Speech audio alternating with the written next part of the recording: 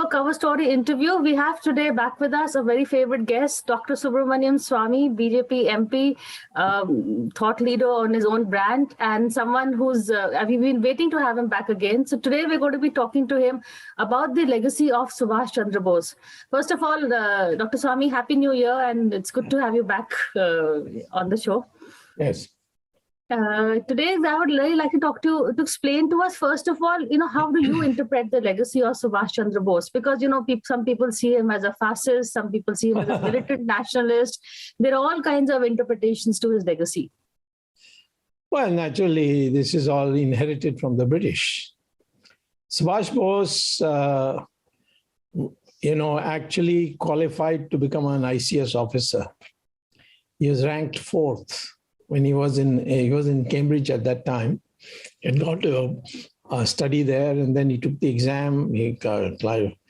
And then suddenly, after the initial participation, this is what they call as the preparing you for the job. He resigned and left for India to join the freedom movement. And he became so popular that those days they used to have elections in the party. And Gandhiji was very particular about it. So in the elections, he defeated Gandhiji's own candidate. Gandhiji said that everything Subhash Bose stands for is contrary to what I believe in. And so he put up a candidate. Gandhiji, of course, had a long time given up holding any post in Congress. But he was so popular that he could nominate a candidate, Pattabhi Sitaramaiah, and Subhash Bose defeated him. And then there was no... This defeat was also being seen as a war of two ideologies within the Congress. Subhashji was more socialist, while the other side was represented more capitalist. No. Well, socialism was introduced by Subhash Bose. He, as a president of the Congress party, introduced, set up a new panel, and he made Jawaharlal Nehru chairman of that. It was called the planning. So the idea of planning essentially came because of Subhash Chandra Bose. And Nehru continued it, of course, and he appropriated it. So the Subhash Bose, I just want to say this much, that he became president defeating Gandhiji. And Gandhiji then went on a non-cooperation movement in running the party. And all the members he made as working committee members, they all resigned and left because of Gandhiji's call. And so he felt that he had no future. So he left the party and founded what is called as the Forward Bloc. And then he went on pursuit of his own theory, that we must fight, we must make friends with the enemies of my enemies. So the British were the enemies. So he looked for their enemies, and he found at that stage, Stalin had an alliance with Hitler. And then later on, Hitler had an alliance with the Japanese. So he decided, and so he flew, actually, when he escaped from prison, that is his house arrest, he went to Afghanistan, and then from Afghanistan, he went to Russia. And there, Stalin told him that he has now decided that Hitler is a maniac. So he's going to join the British and the Americans in fighting Hitler. So he said, Hitler doesn't know this, but I will arrange for you to go to Germany. So he went to Germany. And very soon he came to realize that Hitler was not interested in India's freedom. He was interested in India as a colony. So then he requested the Germans to put him on a submarine. And he said, I'll go to the east. And he did that brave journey where he actually, on a very choppy Indian Ocean near Madagascar, he switched from the German submarine, swam in the icy cold water, and went into the Japanese submarine and then went all the way to Singapore. So that's the valor of Subhash Chandra Bose. And then he picked up all the prisoners whom the Japanese had taken off British army, British Indian Army, which was there fighting them. And, the British always put the Indians in front. The British soldiers came later. The white soldiers came later.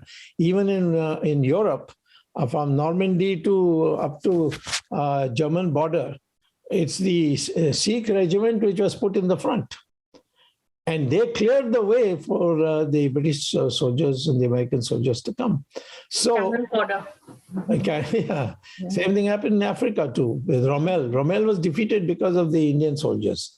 Now, then those who were taken prisoners, he made them into INA, and then he invaded India. He crossed into the India. He took over Northeast. He hoisted the Indian flag, and the Jana Gana Mana, he changed the wording so that all this reference to the British king, the emperor, was removed, and he wrote it in his, in the form that of an independent India, which I think still I've been demanding from the Prime Minister that you change the wording and bring in the Subhash Chandra Bose's wording. But I think this was only a matter of time it will happen. So here is a man who, number one, showed his personal valor, personal risk-taking, and so on, became a hero.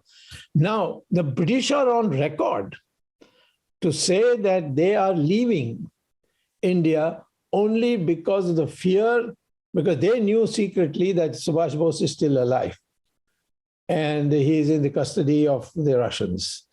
And so what he did was they raced out, they handed over the power to Thing, and in order to appease Muhammad Ali Jinnah, their patron, they were patrons of Jinnah. They gave a created partition, and Subhash Bose was the catalyst who brought you independence. Had Subhash, correct? Did Clement Attlee actually say this somewhere that time? Yes, in 1953 he was invited by the then governor of. He was actually Chief Justice of the High Court, and he was acting governor of Bengal. He invited him to give a lecture. And there they asked him that, sadly, you won, under your leadership, you saw the victory of British forces in World War II. You were, an Indian Quit India movement had failed. So in this situation where India had collapsed and you had won internationally, why did you leave? Is it because Gandhi's moral authority was so overpowering for you that you had to leave? He said, no, not at all, not at all, not at all. He says, why did you leave? He says, Subhash Chandra Bose and the INA. We knew that the Indian army, which was loyal to the British, on which we were surviving all these years, that had begun to revolt by the message of Subhash Bose, and we could not afford it. And when the INA returns, and our army will revolt against us. So therefore we left. This is on text. And it's available even in our secret files, because at one occasion I had been asked by Chandrasekhar to look at some of the files, very few of them, only 3. And even in that, this comes out. And that is when the ashes, so-called ashes of Subhash Bose in Tokyo, in Rinpoche temple, was to be returned, and we rejected it. After reading the file, I gave a note to Chandrasekhar, and he then rejected. So here is a multifaceted personality. I told you that he set up the planning thing. So in all spheres, Subhash Bose influence is there. The British and Jawaharlal Nehru and his successors have made him into a pygmy, but he's a giant of giants. And therefore we support this move to honor him, his statue at India Gate. Well, that's a long demand. It started with Ram Manohar Lohia, Even I, as Jansang member, have demonstrated there.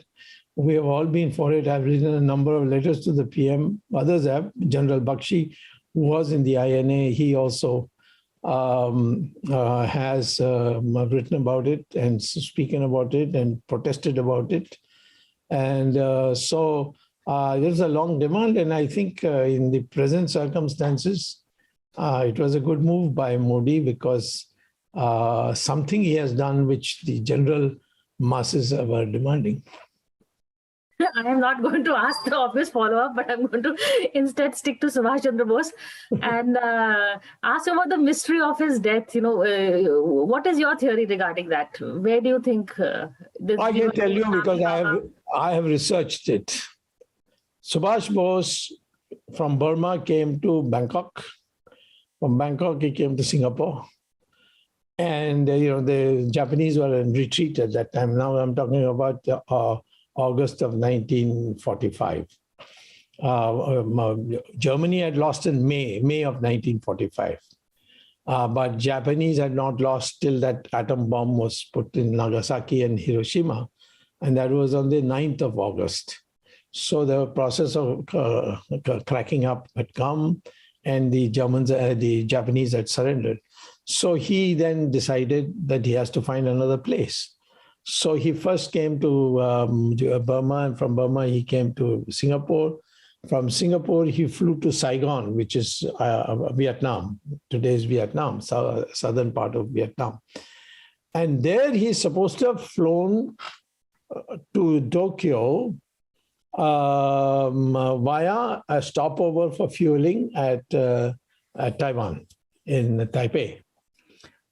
And that he landed, is supposed to have landed on 18th of August in Taipei, and then flown to Tokyo, and then find a new way to go somewhere else.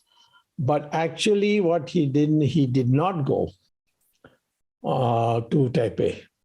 He instead went to north to Manchuria, which was under Soviet occupation, to the Chinese town of Dalian. It's called Dalian. I don't know what his old name was. And there, the Russians had sent him a jeep, and he climbed onto that and went into Russia, the borders of Russia, crossed the borders of Russia. Now we come to the records of it. From there, he was taken to Moscow. And I have produced a letter which is buried in Khosla Commission report in the annex, and a cross-examination by General Justice Khosla of his private stenographer of Jawaharlal Nehru, called Shamlal Jain, who lived later in Meerut and died in Meerut. He, in his deposition, he was asked whether he knew what Subhash Bose's position was. And he said, the only thing I know is that on the 25th of December or 26th of December of 1945, when Subhash was supposed to have died on 18th August, he got an urgent call at 11 o'clock at night from Nehru saying, "Where are you and what are you doing?" He said, "I'm about to go to sleep. I'm in my pajamas." So he said, "Come right now, bring your typewriter, bring one carbon paper and one extra paper for copy, and come right now to see me." Now, Jawaharlal Nehru was about to be declared as the interim prime minister at that time, but he was supposedly an advocate for INA in Rajghat, in Red Fort. And so he went there. It was in Daryaganj that Jawaharlal Nehru had an office at that time with Asaf Ali. And there he describes to Justice Khosla that Nehru pulled out a piece of paper from his pocket and said, "You type this first." So he typed it. It was a letter translated from Russian to English by God knows who translated it. And it said broadly that it was Stalin addressing Jawaharlal Nehru. I have got Subhash Chandra Bose in my custody. And please let me know what is to be done with him. So then Jawaharlal Nehru dictates a letter to Attlee. And the letter says that rascal Stalin has just informed me that he has got the custody of Subhash Chandra Bose, and he wants to know what is to be done. But since Subhash Bose was declared a war criminal by the British, it is your responsibility. I will help you in any way you want, but it's your responsibility. Now, Nehru, after the letter was typed, he took away the carbon, he took away the copy and the original letter, and he signed, and he said, I'll have it posted. And it reached Attlee, we know that because from the British Museum. So this man then went home horrified, and he, from his memory, wrote out what Jawaharlal Nehru had dictated. So when people today say, oh, there are so many mistakes, Jawaharlal Nehru knew English very well, he couldn't have made these mistakes, you see. But this man shivering away is, making out of memory. He's bound to make these kinds of mistakes. Small mistakes, they're not very fundamental mistakes. So that he then produced before the Khosla Commission, that this is what happened and this is my recollection from my memory, which I have kept in store. Now, Khosla was already hell-bent to prove that, Nehru was innocent, this happened in Taiwan, all this blah, blah, blah, blah stuff. And the matter was over. I have one more point and then I'll hand it over back to you. Subsequent, and of course he ruled that, he died in a plane crash, etc. And he was taken in burns to the hospital and so on. Then there was Justice Mukherjee Commission set up on the direction of the Calcutta High Court to the Atal Bihari Vajpayee government. So they'd set up a commission. And that couldn't complete its work. So, it was terminated by the succeeding Sonia Gandhi-controlled government. And so what he did, what no one else did, and we don't know why. Neither Shah Nawaz Khan did it, nor this man, Justice Khosla did, nor Nehru's government did. Nobody did. And that was to write to the Americans, what information do you have about the plane crash? Why was it important? Because on 3rd of September 1945, the Americans had conquered Taiwan. So they were in control.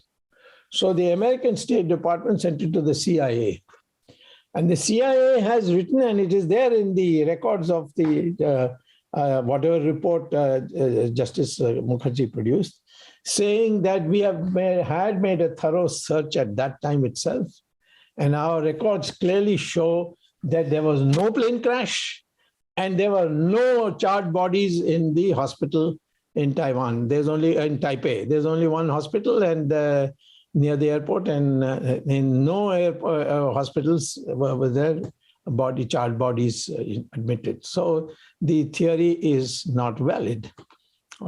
So we have here on this side. Now, I will also say to you before. I'm going to take a break and come back and continue this conversation. Usually I say don't go away, but for a Dr. Swamy interview, I know you're not going to go away. So stay with us, short break, and we're going to come back.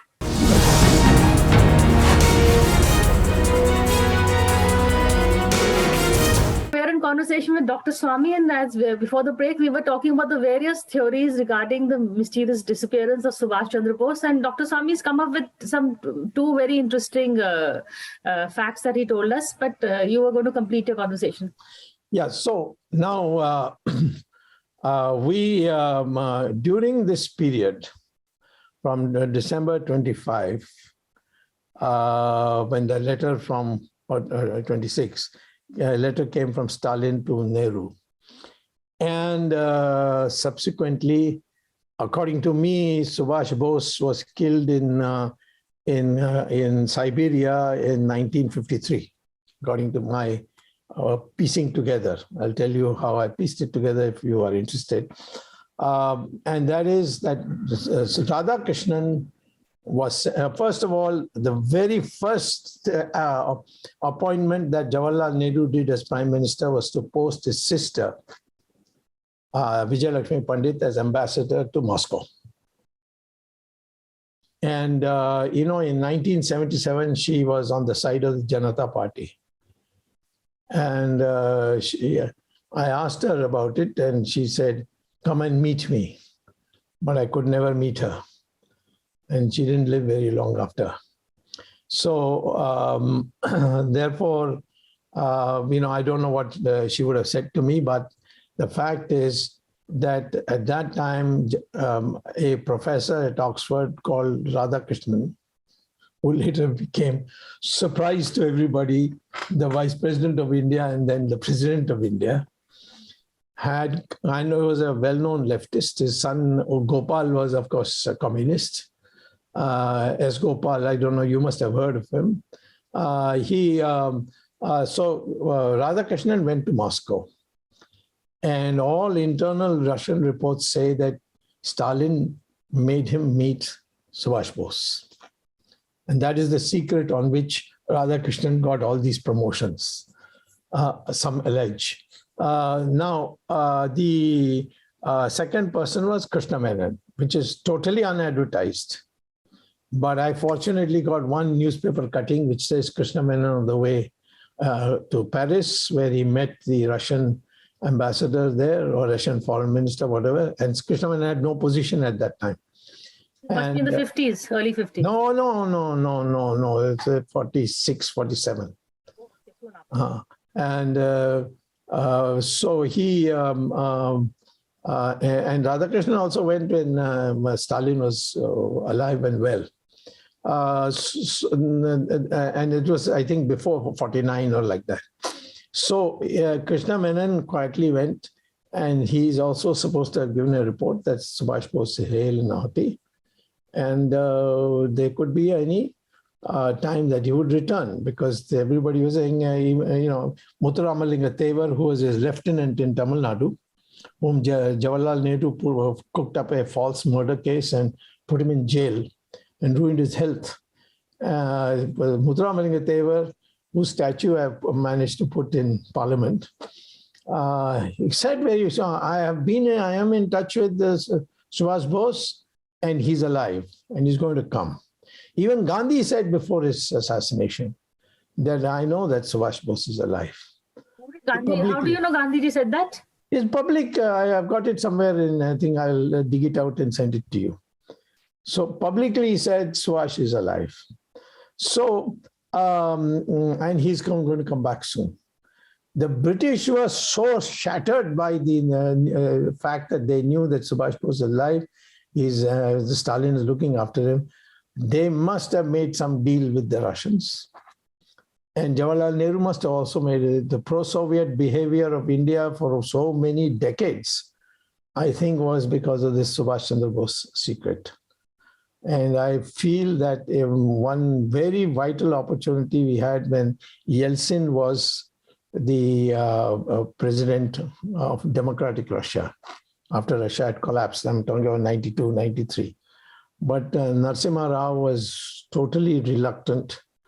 I tried to persuade Narasimha Rao, this is the time to get it. Because Sonia Gandhi's CBI, records, quote unquote, I won't tell you what it is, it'll put you in embarrassment. I put it in a book, and there was a member of the commission investigating KGB which has recorded all that. I've just taken it from her book, Yelgana Abats.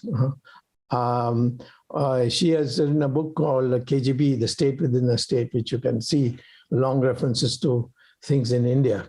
So, and these records are all available in American libraries. Anybody can go, because the Americans photostated every paper of KGB and took it away when Yeltsin was there. At that time, he was ready to give us the files. But our Narasimha Rao didn't want to take it because, he knows what it was in it. So let me conclude by saying prima facie case is well established. Subhash Bose did not die it's established that he didn't die in Taiwan, but that he went to Russia, and a deal was made between Jawaharlal Nehru and Stalin, and then he was sent to Siberia, where he died of ill health, in 1953. Stalin also, by the way, died in 1953. Why quickly? I know we're out of time, but I want to ask you one thing. Why would the Americans say there was no crash? I mean, because we have... They had Habibur Rahman, I think was his name. There were other passengers. No. They were... We don't know who was there. Who went? First of all, he didn't go there. He went straight up north to Manchester. Some other plane could have crashed. No, you think they were just... No crash. No crash. That is and this is not a recent record. This was a record at that time after they took over, and they were asked by the British. In fact, Mountbatten knew. Why did the British advance from June 48 to August 15 in this, and in a rush? All this partition mess, everything happened because we couldn't plan. Dr. Ambedkar has written it. And this was... I thought that was because Jinnah was hiding his cancer and he was putting pressure to hurry up. Yeah, that may be. I don't think Jinnah was so crucial to the British. They would have created another Jinnah for them. But Liaquat Ali Khan would have taken his place. Okay, but thank you, Dr. Swamy, for this. As usual, it's been a very fascinating and an explosive conversation, and also something that is very relevant to what is happening here. I'm ready to debate with anybody who wants to debate and challenge these facts. Oh, wonderful. So we have already an offer open. Anybody who wants to challenge what Dr. Swamy has said, please do come on NewsX and we will host that debate. Anybody means who would meet the standards of NewsX for decency. Yes, anybody with credibility, and not just anybody. That I agree with. Otherwise, it's going to be quite a punching bag. But thank you, Dr. Swamy, for this conversation, and wish you a happy year ahead. Thank you.